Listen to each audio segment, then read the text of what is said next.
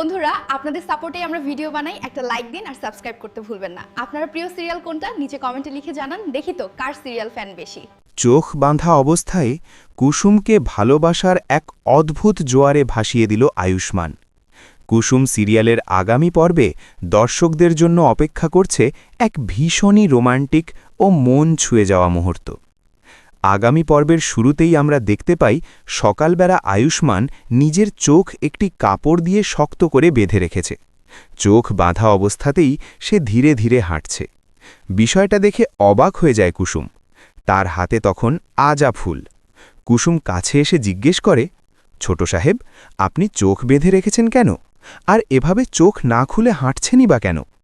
কুসুমের প্রশ্ন শুনে আয়ুষ্মান মৃদু হেসে উত্তর দেয়, কারণ আমি চাই সকালে ঘুম থেকে উঠে সবার আগে শুধু আমার মায়ের মুখটাই দেখতে, আর কারুর মুখ যেন আমার চোখে না পড়ে। আয়ুষ্মানের এই কথায় কুসুম একদিকে অবাক, অন্যদিকে আবেগে ভরে যায়।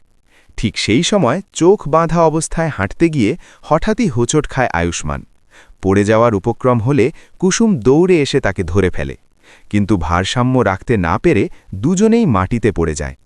এই মুহূর্তে ঘটে যায় সেই রোম্যান্টিক দৃশ্য যা দর্শকদের হৃদয় ছুঁয়ে যাবে। আয়ুষ্মানের গায়ের ওপর পড়ে যায় কুসুম।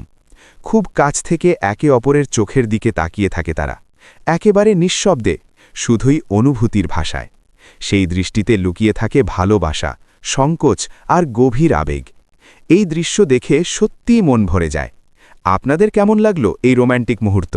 কমেন্ট করে অবশ্যই জানাবেন। কুসুম সিরিয়ালের এমন আরও দারুণ আপডেট পেতে এখনই আমাদের ইউটিউব চ্যানেলটি সাবস্ক্রাইব করুন এবং ভিডিওতে একটি লাইক দিন। সবাইকে অনেক অনেক ধন্যবাদ।